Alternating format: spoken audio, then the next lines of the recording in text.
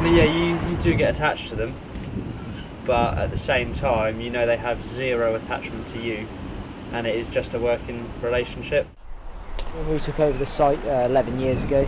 We've been rebuilding it for the past 2 years, and like I said, another year and a half the whole centre will be then obviously redone. Just doing it slowly, bit by bit. The biggest change will happen this winter. Obviously funding's a massive thing, because we run as a business, not as a charity. Obviously we rely on people coming through the doors, so obviously it's very difficult. Timber's expensive, but we are slowly getting there. It is very difficult to house those kind of birds. From obviously the medical point of view, we've had birds that have needed constant medication. We've got to rebuild the whole site, which you probably get an idea of walking around, looking at the aviaries, etc. The pathways, cafe, gift shop, toilets, all the facilities. There's plumbing issues, electrical things that need done, things that you can't even see. And you're all trying to do this while spending more than my month's salary on food each month on the birds, electric for the reptiles, etc.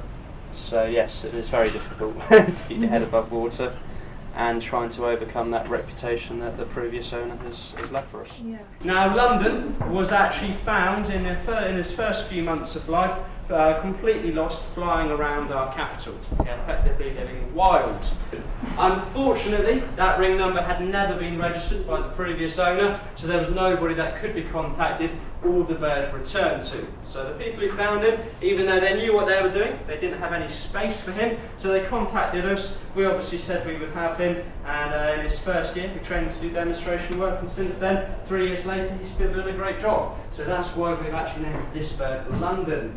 We always like to let the public know a little bit about the history of the site. It was the New Forest Owl Sanctuary under a previous owner, approximately 11 years ago now. Unfortunately, he was, as I put it, quite a naughty boy. He was doing a lot of things wrong. A lot of things came to light. He was actually evicted and he was actually kicked out. A few of the things that we were left with were obviously the birds themselves. He left nearly 300 animals on site, which we had to deal with. So I'd like to let the public know about that, and that we are, like I say, solely responsible for a lot of those animals still being alive.